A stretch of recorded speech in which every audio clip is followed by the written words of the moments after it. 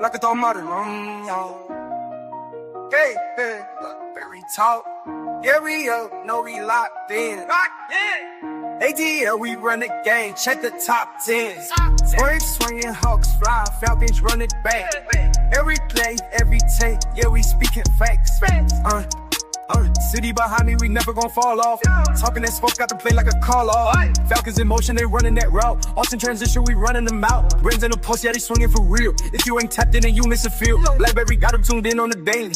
Everything real, we ain't talking fugazi. Numbers on live, check the stats, it's amazing. We callin' plays like we work for the Navy. Blakberry talk, yeah, we up, no, we locked in. ATL, we run the game, check the top 10. Braves swinging, Hawks fly, Falcons run it back. Every play, every take, yeah, we speaking facts. Like, I've been on top of the wave. We talk sports like you part of the game. Know what I'm saying? I ain't gotta explain. I'm in the booth and I'm calling the plays. Never no bias, we talking about wins. Blakberry popping, they tuning again. Straight from the A, so you know what it is. If it's a tape, let me stand on it big. Falcons need rings, we know that it's coming. Hawks on the rise, you know how they running. Braves in the home, we copping the bottles. ATL up, yeah, we leading the column.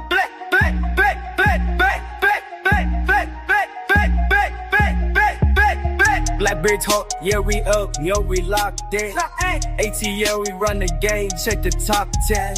Braves swinging, Hawks fly, Falcons run it back. Every play, every take, yeah, we speaking facts.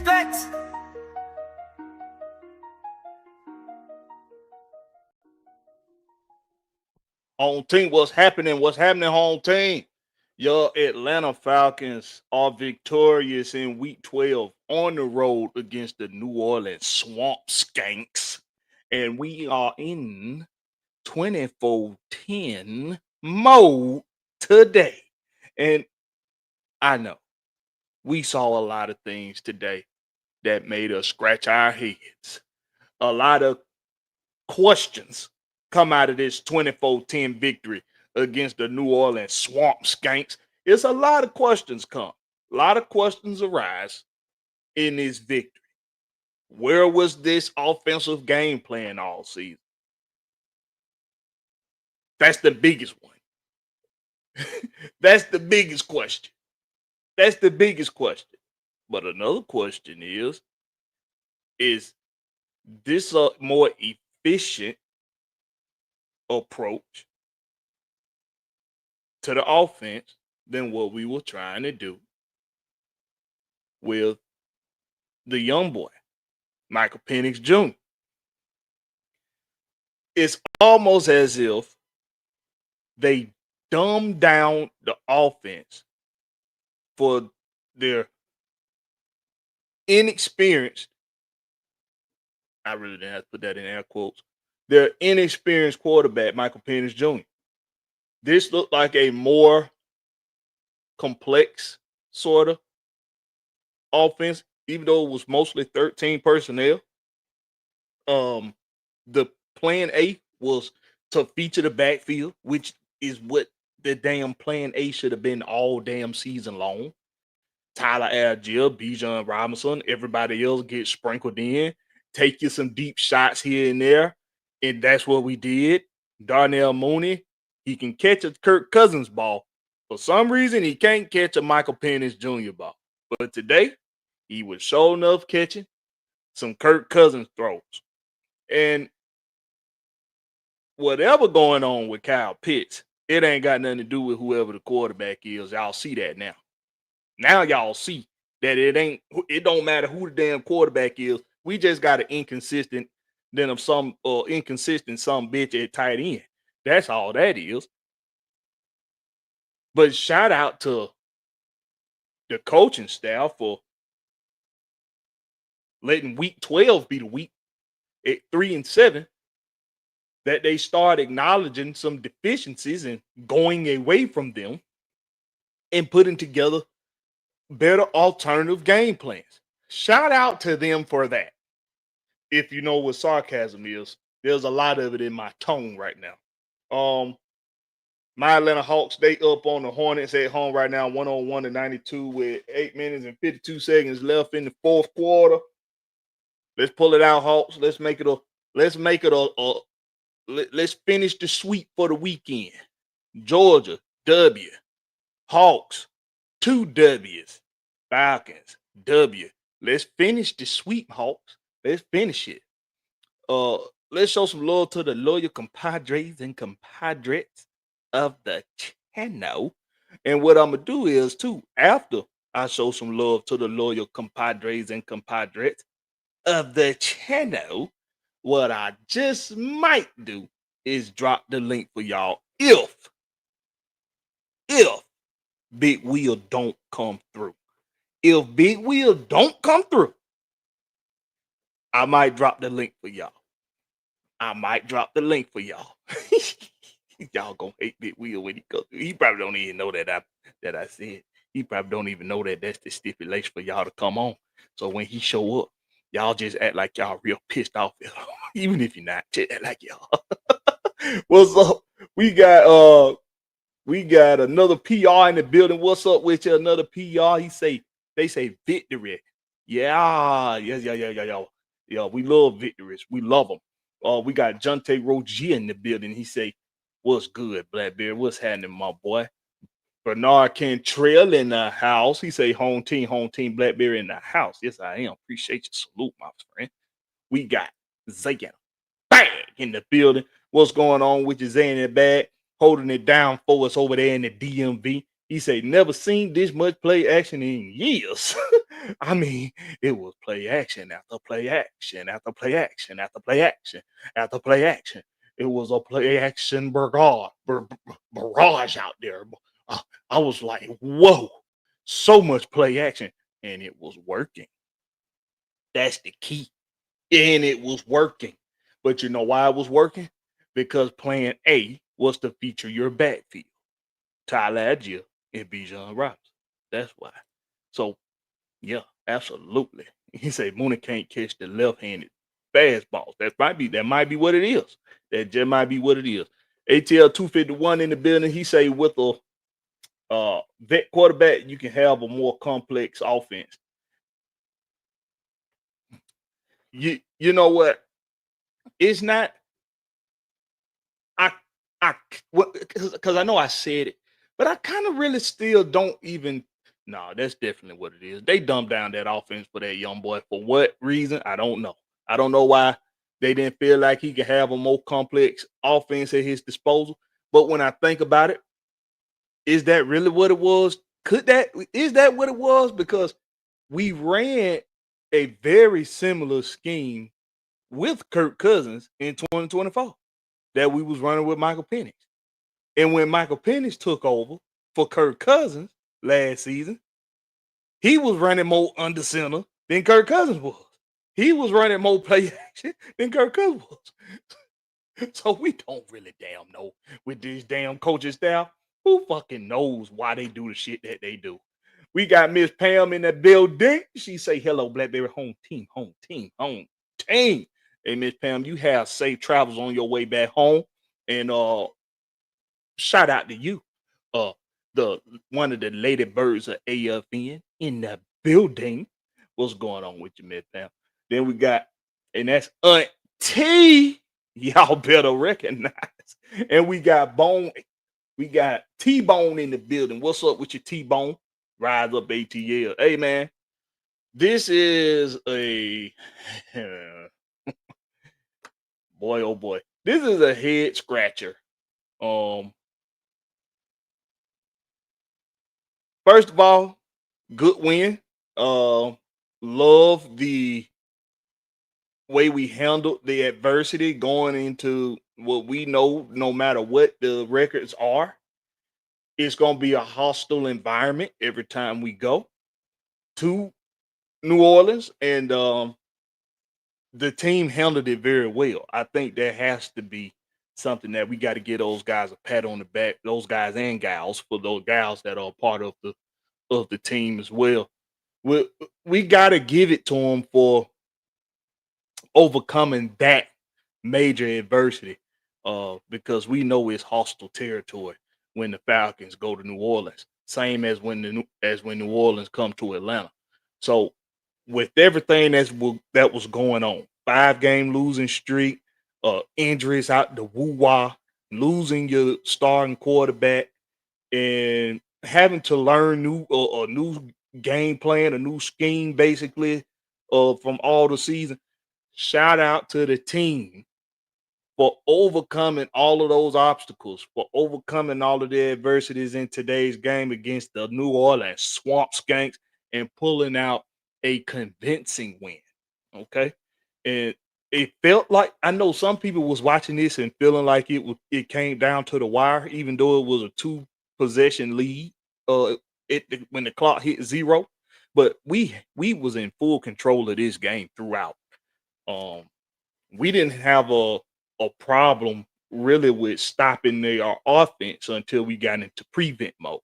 And that's something I was kind of like thinking to myself, watching the fourth quarter, was like, yeah, we in prevent mode, but let's not get too complacent with being in prevent. It still might be a good idea to attack. Oh shucks, it might still be a good idea to attack old shucks.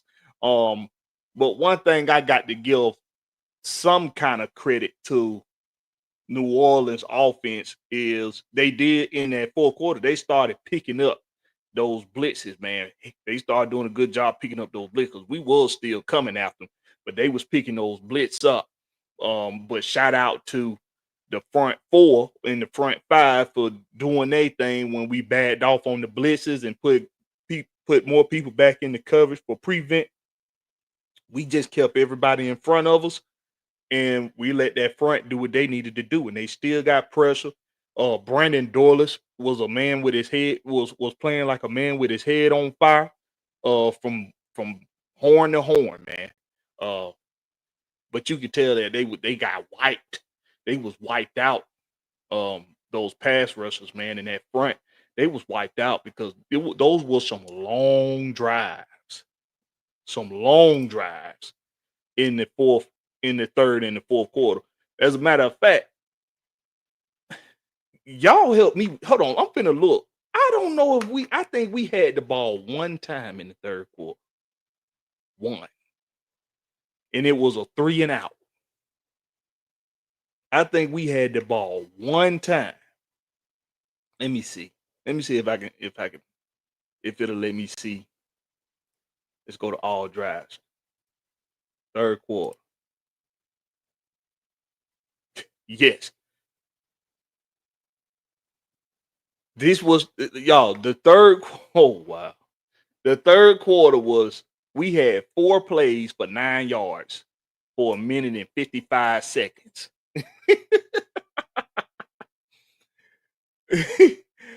Wow. Let me see. We got the ball on the hold on. We had a 3-yard run. We was on our own 2-yard line. We got a 3-yard run from Tyler. Then we got a 1-yard run from Tyler. It was 3rd and 6 on our own 6. And what we did, we was in the shotgun. We handed it off to Bijan. Bijan picked up 5. So it was 4th and 1. And we punted on our own 11. We didn't get the ball back until the fourth quarter. Like, and then this ain't even accurate for them, because they say they had 17 plays, 62 yards, 7 minutes and 28 seconds. It's forgot, because that drive right there was so goddamn long. It forgot all about their first drive, because they got the ball first at the half. This is crazy. They had 17 plays, 60 for 62 yards, man. That was a long ass drive. They had the ball like 98% of the damn third quarter. It was bananas. They had the ball forever. Who else we got? Somebody else done came through. We got really 1090 51, ATL 251 in here. He said, I can't. Oh, he said, what he say? I can't believe I seen it, but I did. I'm shocked still, but Mike Hughes was making tackles out there. Oh, you gonna show Mike Hughes some love today? 251. he always making tackles, man. Mike Hughes has been reliable, man. He has been reliable. But man, that second half, man, we had to make that next drive count because if we didn't, this was going to still be a very close to call game.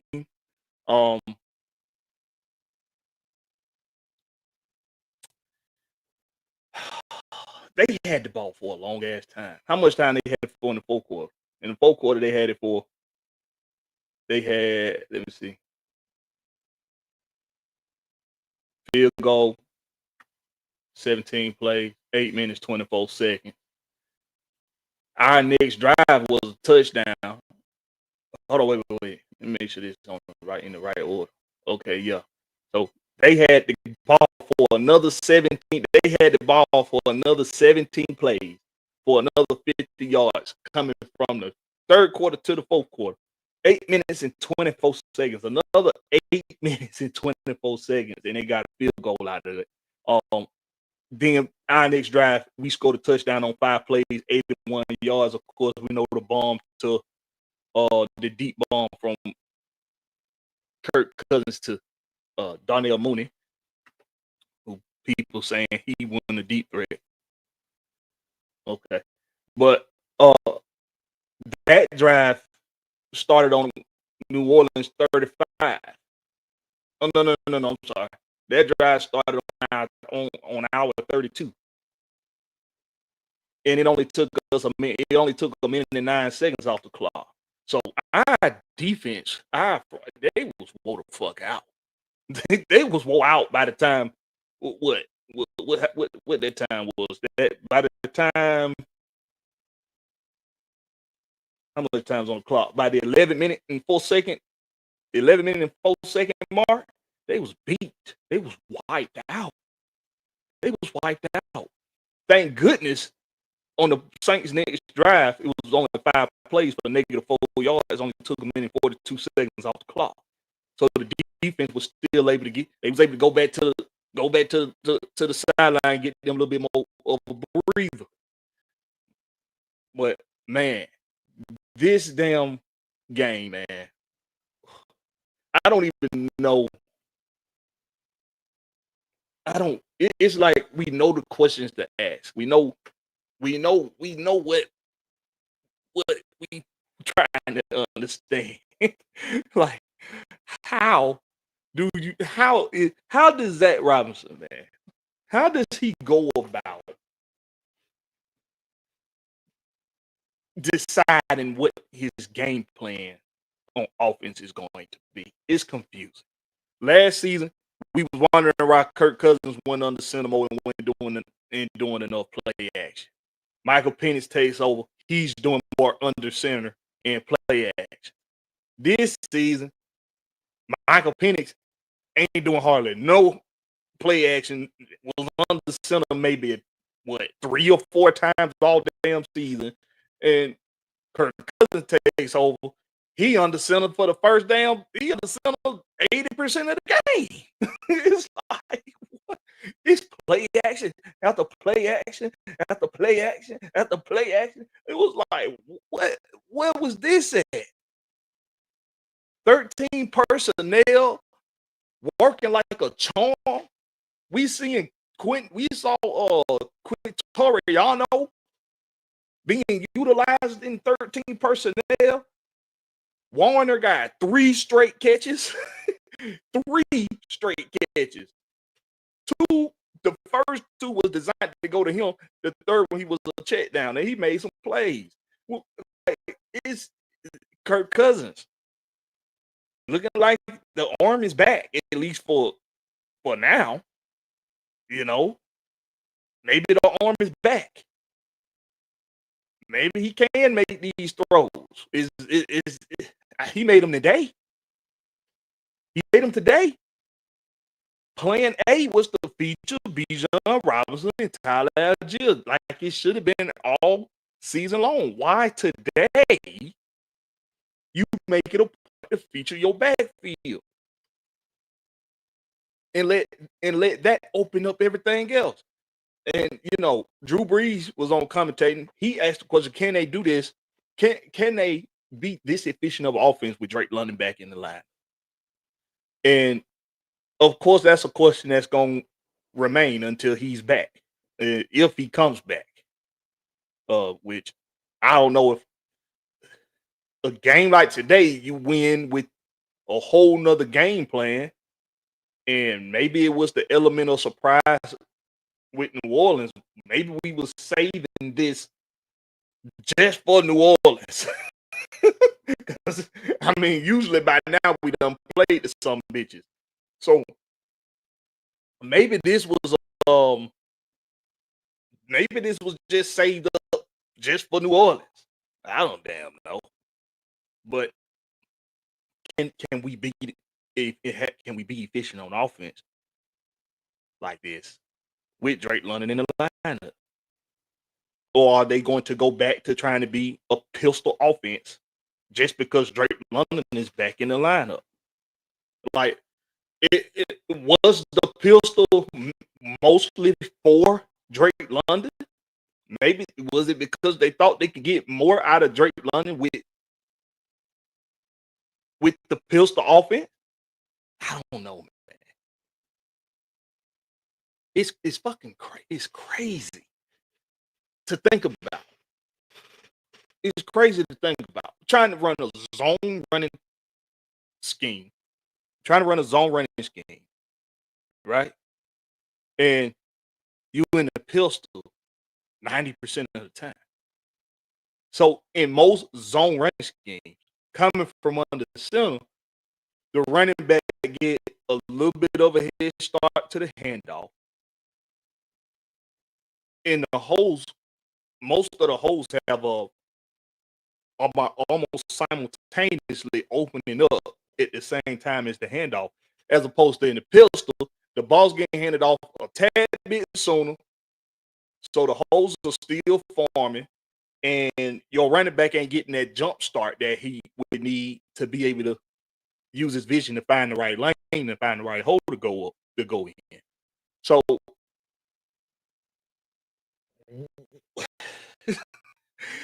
utilizing the pistol here and there, we knew could be beneficial. But making it your sole means of offense, we just seen how defenses were able to prepare for it and take a lot of what you was trying to do away, as opposed to today. Bijan and Tyler both had more of a jump start. The holes had formed a little bit, had already had formed right as soon as the ball was getting handed off most of the time. Play action worked like a charm because the defense has to respect the running game when you understand with a Tyler Algier and a Bijan Robinson in the backfield. They have to respect the running game. If you in the pistol all the damn time, they know you mostly want to throw the ball. You mostly want to throw it. But when you under center, there's too many options. Defense got to be more respectful. They also have to be more disciplined and honest. They can't take as many chances. So it's kind of like, is this the game plan that they want to run? But they didn't think they could run it yet with Michael Penix Jr. Because of youth? Maybe? I don't know. Because of, I don't know. It's the biggest head scratch. It's a good win. It's a great win today. It's a great win today. Dominant. Controlled the game. Plan A, Tyler Algier and Bijan. Sprinkle everybody else in. Take your shots when they present themselves. Kirk Cousins, that was a dot. That was a dot that boy threw. That was a dot. Perfectly ran route by Darnell Mooney, and he caught it. And he caught a handful of them the day that he would drop when Michael was throwing the ball. We got Georgia, Texas boy up in here. What's up with you, Georgia, Texas boy? He say, what to do, Blakberry and Falcons family? Good team win. Damn, see what, Damn, see what happens when we ain't, talk about the game prior to the game. Got to do the same for next week. Yeah, because we ain't talk about the game. We ain't talk about this game. The most I did was just compare how both teams was ranked in certain categories, and that's it. I didn't talk about matchups. I didn't talk about what to expect or keys to victory. I ain't talking about none of that. This is what this team at in the season. This is what we had in the season. This is what they had in the season, and that was it. That's all I did on that shit. Maybe Georgia Texas was right. Maybe that's just how we need to approach the rest of the season. Maybe we can win this thing out. Don't jump down my throat for that. Don't jump down my throat for that one, y'all. Hey, man. I'm going to drop the link, man. If y'all want to come in and y'all want to talk shit, we ain't going to do it all. We ain't going to do no big panel. I just let y'all come in one at a time. Give you about 5 minutes, talk your shit. Then we'll let whoever else want to come in. But hey, man, good team win. This is what our Falcons have been. This is what they've been for us. They've been confusing, mysterious.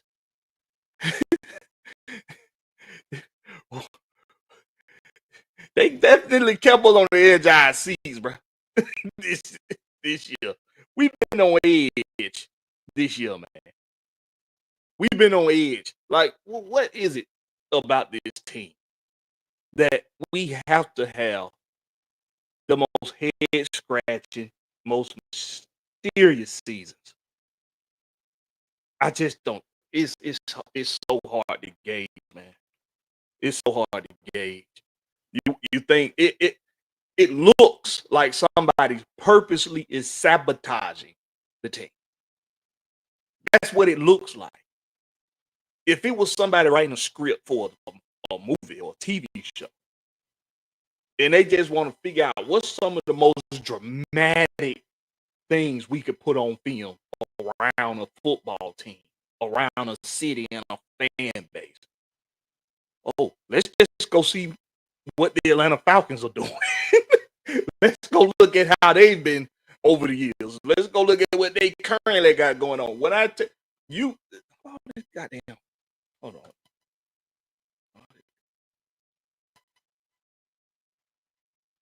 I hate when it's damn hearing all the damn background. Y'all probably can't hear it, but I can. But it's like,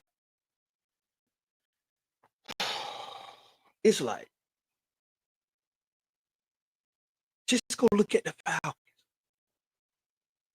We would make great drama on TV. This would be the best drama series, sports drama series on TV to watch. I watch me and my wife, we love All American. I used to watch Friday Night Lights. This would be the best. This would be bigger. The Falcons drama would be bigger than all of those. Just add some drama. Just be as dramatic as possible. Stick with the facts that you know about the Falcons and just add all the cinematic drama to it. It would make great TV. Great TV. It could be dramatic comedy, or it could just be sports drama. It could, man. How the first play you on the center, the very first play you on the center, you stay on the center. You play action from under center. Time after time after time. It's working. 13 personnel. Kirk Cousins finding the open man.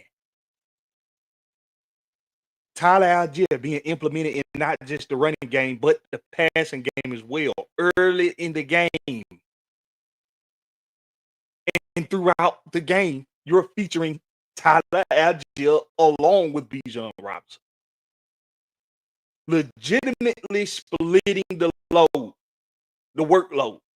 Legitimately splitting the workload down the middle with those boys. Let's look at the attention.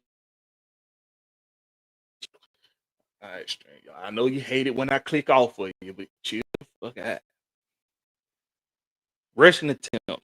Bijan Robinson 14. Tyler Algier 12.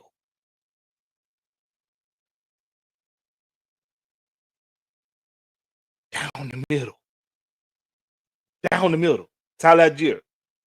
He had one catch for 5 yards, but he was he was on target one time. I feel like he had like 2 more catches or 2 more targets. But I remember the one he got for 5, the 5-yard catch he got. But this is what you want. That was early in the game. Early in the game. Splitting the workload. Darnell Mooney, 3 receptions on 3 targets.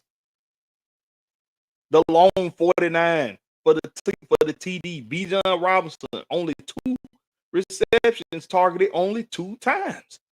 Kyle Pitts, 2 receptions targeted 5 times. And we saw all 3 of his drops. And before anybody that wanted to come up here talking about some damn, it was just defended well. Every time he dropped the ball went in the diamond. The ball went in the diamond, and he dropped it. Each time. I thought he was supposed to be big and strong in a mismatch for these safeties and these linebackers. How they overpowering him on a catch? Come on, man. Inconsistency is what we talking about with Kyle Pitts. We talking about inconsistency. We're not talking about what he's capable of. We're not talking about what he does from time to time. We talking about how inconsistent the son bitch is, regardless who the damn quarterback is, clearly. Targeted 5 times, so he had 3 drops, only 2 catches for 25 yards. Charlie Warner, 3 receptions on 3 targets. Drummond, 3 catches on 3 targets. David Seals, 2 catches on 3 targets. Kirk Cousins was 16 for 23. Didn't break 200 yards, had 199 yards. But he had a 69.6 completion percentage. 2 touchdowns and an INT that wasn't on him. It was good defense and a weak-ass Kyle Pitts. And he got sacked 3 times. But I want to say 2 of those sacks came in the first half. So I think he only got sacked 1 time in the second half. This was a good game, man, for the offense. Good game for the offense, man. Let me see. Jonte Roger say Mr. Blank in the NFL is sabotaging the season. Shit. It's I can't argue they ain't. I can't argue that they're not, because I'm not saying that they are, Jonte Roger, but how do you not look at today's game and look at the other 10 games of the season and not be like, why y'all weren't doing this in the first goddamn place? Why weren't you doing this in the first place?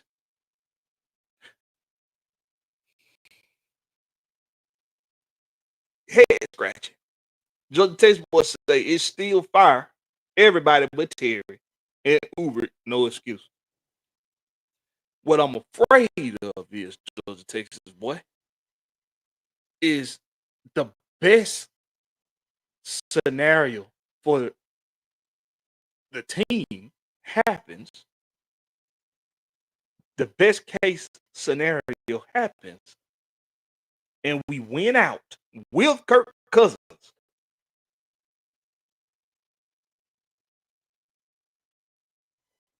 and we finished the season 10-7. Don't make the playoffs. Even though I think 10 wins can make us the playoffs. But I fear that we go 10-7. So this is the second best case scenario. We finished 10-7 with Kirk Cousins, but don't make the playoffs, and don't no coaching changes happen because of it. That's what worries me the most. That's what I'm worried about, Joe Texas boy. That's what I'm worried about. We finished 10-7. Even though we don't make the playoffs because we won those 10 games and because the offense looked way better doing what they're doing today. For the rest of the season, that Zach Robinson is still here and Raheem Morris is still here in 2026. That makes my heart weaken. That makes my blood run thin. Just thinking about it. I gotta get y'all forget my camera shaking and shit. I gotta fix my slider for my keyboard. I don't want to put too much weight on it. So I got my mouse up on the top and stuff down at the bottom, and it's making it damn this shake too damn much for my liking. Hey man, if y'all don't want to tap the link, come on man. Listen man, I thought I'd just come on here, man, just give my reaction to the win, man. Great win. Confusing as hell, but great win. The game itself wasn't confusing. It's the story behind the game that's confusing, man. It's the story behind the game confusing.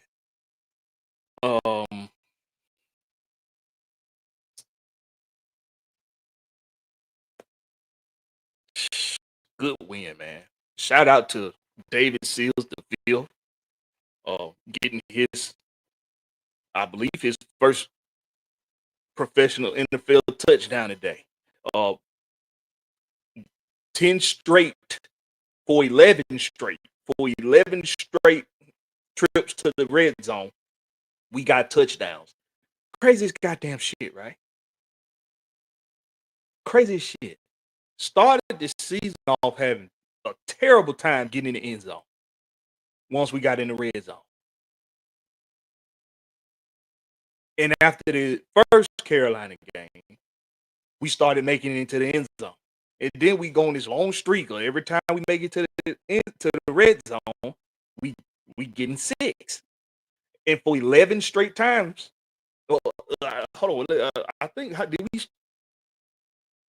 many times we got in the red zone today? Excuse me. Let me see how many red zone trips we had today.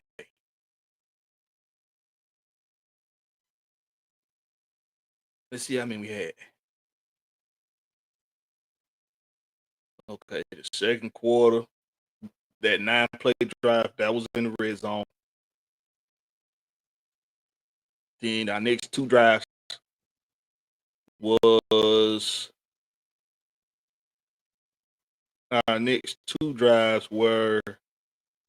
for 10 plays, 14 plays, 41 yards, 31 yards. Got field goals out of those. I'm trying to see what was it. We got that field goal. What was it? We was on New Orleans 23, so that wasn't the red zone.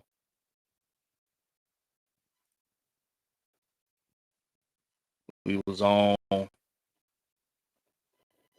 That was a 54-yard field goal on New Orleans 36, so that wasn't in the red zone. This one was a 56-yarder. Well, Gonzalez had some 50-yarders today, man, and he hit them all.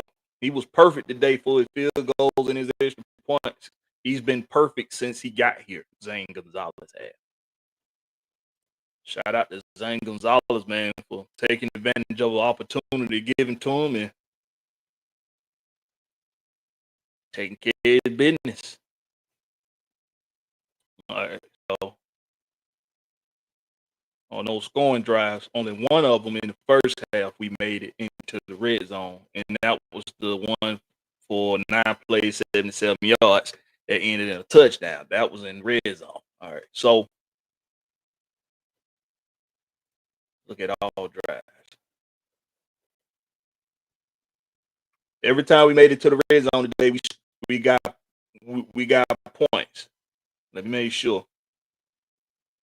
I think we got touchdowns every time we made on. Let me make sure.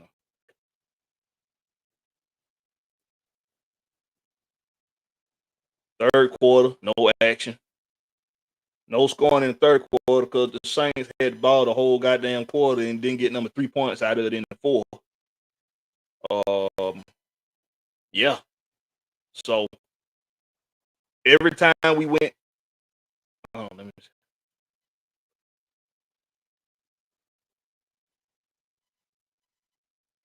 Fourth quarter. Yeah. Yep. Because we only scored one time in the second half, and that was the bomb to Darnell Mooney. So that clearly wasn't in the red zone, and we didn't make it back to the red zone. So we got in the red zone one time today, and we got 6. Then we got field goals, and we got the deep one. We got the deep one to Mooney. So 11 straight red zone appearances, and we done got 6 over like the last 11 red zone attempts. So it's a confusing ass. Damn, it's just confusing, bro. Like, how did we go on a 5-game losing streak, bro? I mean, we know how, but why? I mean, we know why too, but damn, it's, man. Today you shorthanded. No Drake London. No Michael Penix. You're without Billy Bowman. Shout out to D. for showing his behind in his game. Shout out to D. man. D. has been reliable since coming back from injury the first time. Then he had,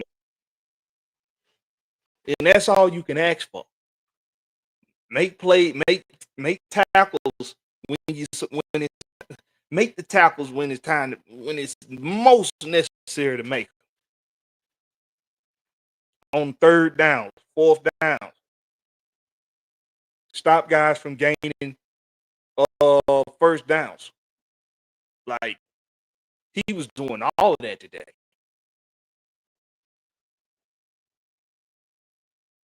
So it says Penix, this looked like a different offense. It don't look like it. It is. It was a totally different offense. We didn't run the pistol until we was milking the clock in the fourth quarter.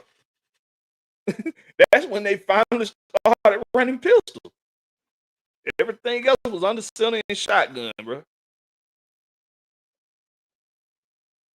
Oh, he said, my question is, Blakberry, who guy is Penny Jr.?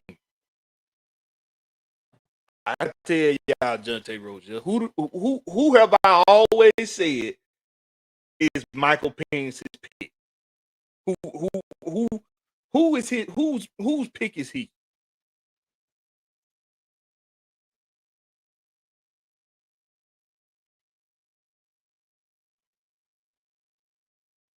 What have I always said? Who did I say Michael Penix picked? Who picked Michael Penix? Who have I always said? Let's see if you know. Let's see if you know. Who have I always said he was their pick?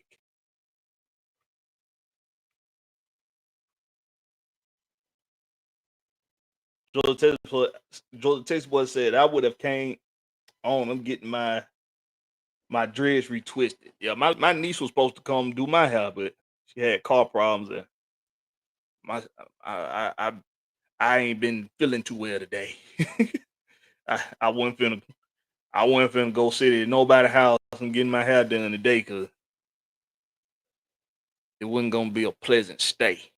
He said he don't remember. I always said he was an Arthur Blank pick. I always said he was Arthur Blank pick. Arthur Blank flew. He threw the majority of the coaching staff along with their assistants,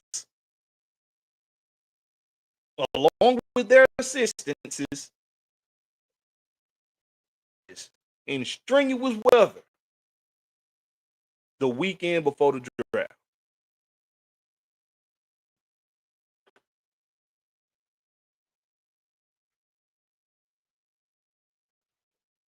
Arthur Blank was determined not to have a listen.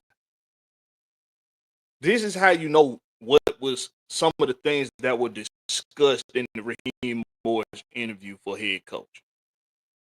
Raheem Morris made it a point to tell the media that I'm only here because of quarterback play. If it better quarterback play, I'm not here. Remember when he said that? That's clearly something that was discussed in the interview process. And clearly, it was Arthur Blank who initiated that topic, that conversation, and was determined not to have any more quarterback problems in Atlanta. Raheem proposed Kirk Cousins is going to be available. Modern medicine is going to have him right. Modern medicine is going to have him right. We need a veteran quarterback that's going to understand how to move us forward with this offense that I'm about to bring in here because we're going to run a similar style offense that the Rams run with Zach's own twist on it. And really, it ain't a twist. It's just him repeating the same shit over and over again from the pistol. And it's Arthur Blank said, okay,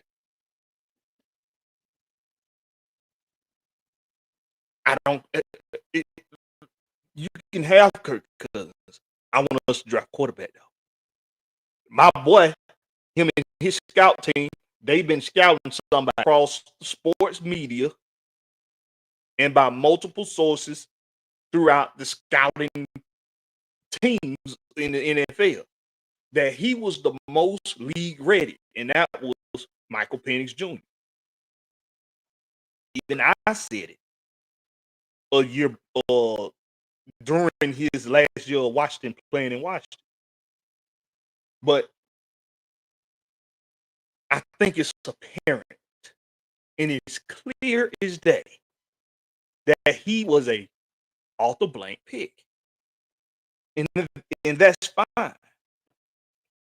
I don't have an issue with the pick. I don't have an issue with them getting Michael Penix and having $180 million quarterback that coming off of torn Achilles, and he's already statuesque. And it presented problems in the beginning of this relationship with Kirk Cousins and the Falcons, and with Michael Penix and the Falcons. It's been a roller coaster. It's been a whirlwind. It's been very, very. Every now and again, something happens that suggests that maybe it wasn't a bad idea. And today is one of those events that suggests maybe it wasn't a bad idea.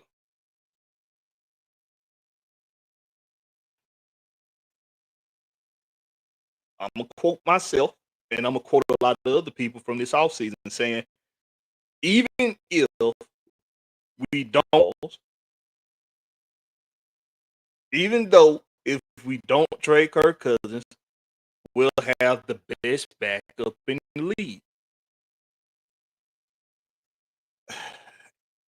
He's had other opportunities this season, and he has started one of the games this season, and we lost. But we didn't run the game plan that we ran that game in this game. What game was that? Because the drawings had to start. Who was that we was playing? Was that the Colts game? Was that in Berlin? What game was that? What was the other game y'all that Kurt played in? I'm drawing a blank. Jonte said, I seen Zach season with Penix. Is that the reason? Is the reason I asked that? Oh, okay. We saw Raheem get off in somebody's ass today too. I ain't seen that all season. He got off in your boy Felipe Frank's ass when he got that stupid ass taunting penalty. That we would have been at the 50-yard line damn near if it weren't for that. Instead, we get pushed back 15 yards for his stupid ass taunting penalty. So we seen him get off in somebody behind for the first time. I ain't seen that all season. Southside said he said Zach. Oh, what's up with you two Southside? He says Zach just feel more comfortable calling. Zach just feel more comfortable calling OKs for a vet quarterback like Kurt. Calling OKs. Supposed to start for 2 years while Penix learn. Yeah, that's right. That's right. That's right.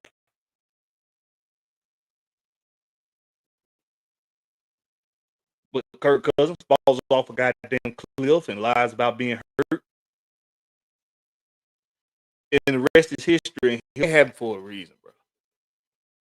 And I'm not finna go start goddamn overreacting to this win today. But what I am gonna say is this looked like a way more efficient game plan than what we've been attempting to do with Michael Penix all season long.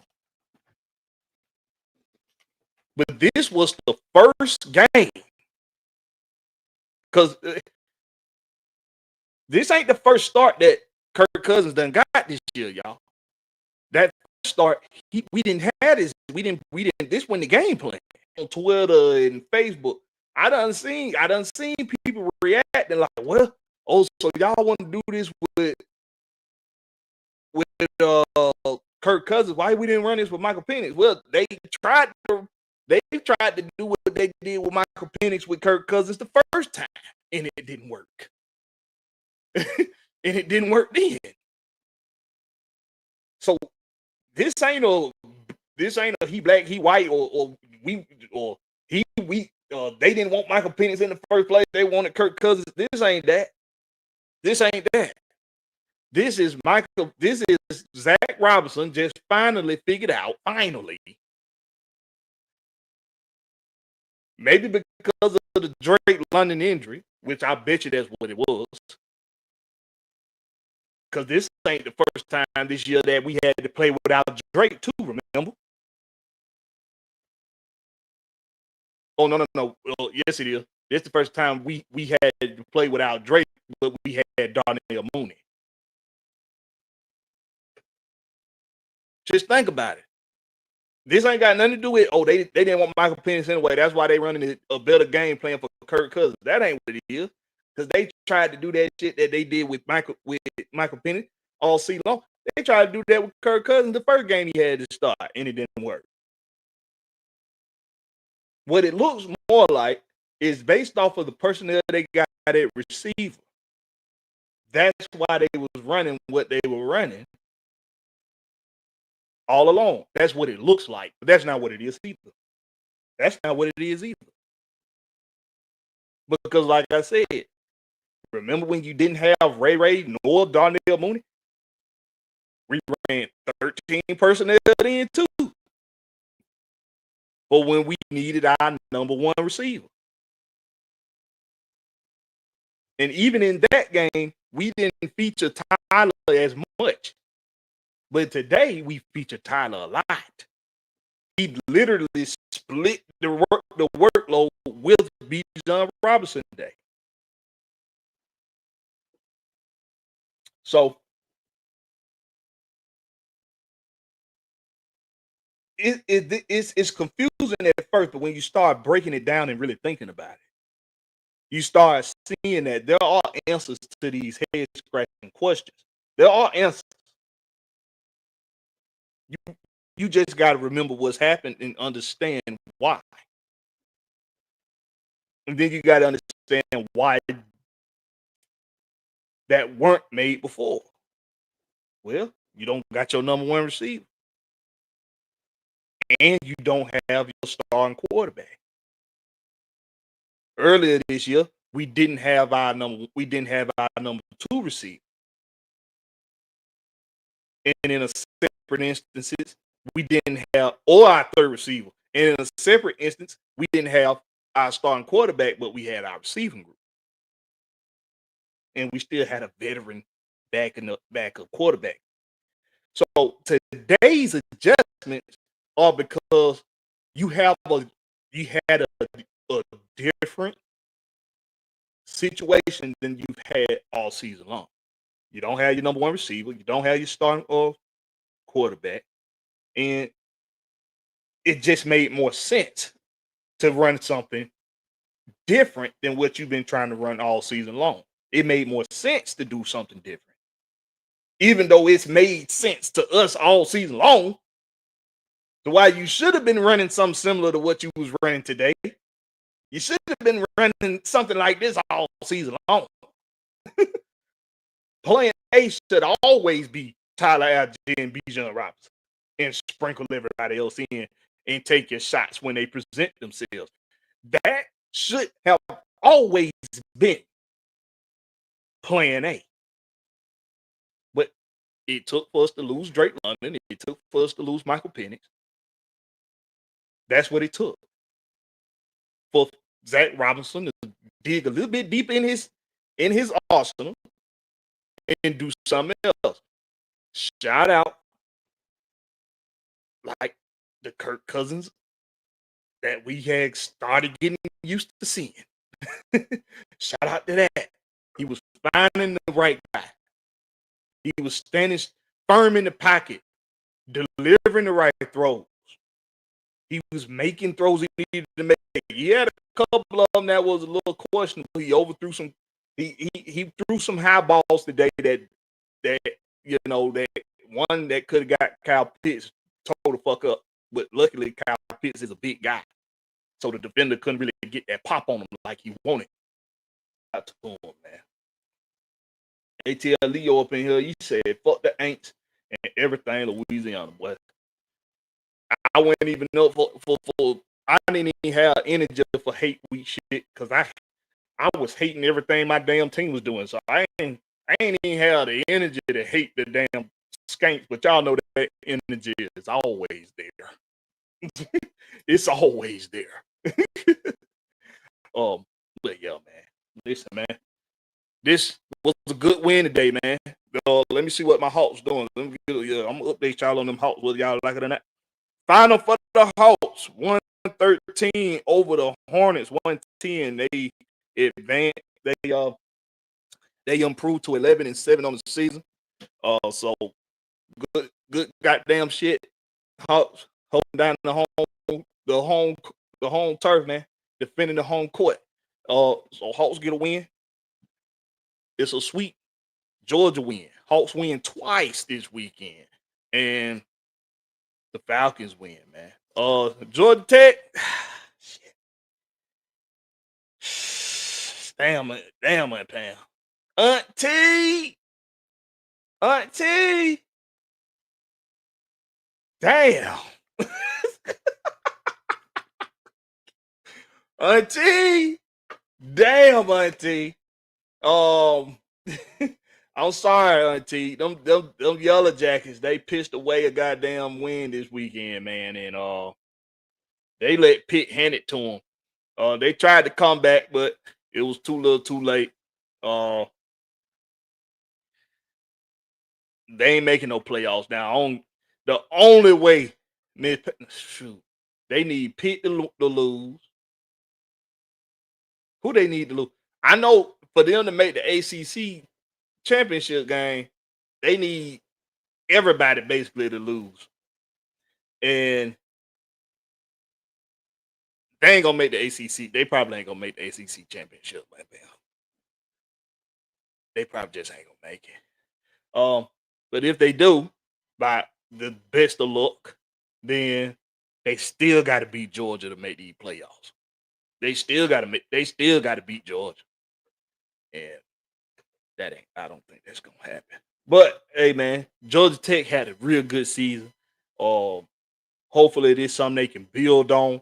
That young boy King, maybe he can find that next step for him to take, and maybe they can make them a playoff appearance next season, man. I think they got a good enough team where they can repeat the success from this season and build on it. So we're gonna see what Georgia Tech can do, man. But shout out to Georgia with the W this weekend.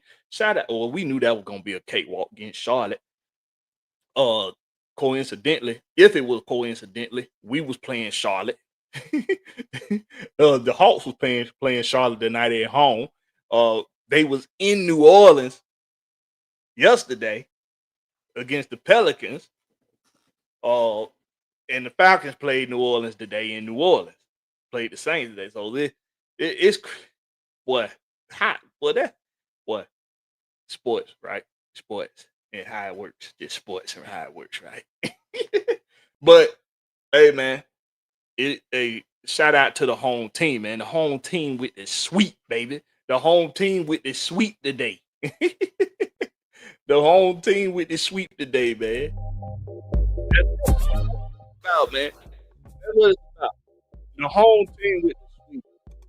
Georgia, Hawks team, all week. Falcons. Hey, man. Shout out to the home team. Y'all make sure y'all tuning in the rest of the week. Make sure you got that notification bell hit to all so you can know when we get ready to drop content. Y'all know how we do, man. This has been the home team with Blakberry. That's Blakberry, no C, just that K. Catch us on the flip side. Home team. Peace.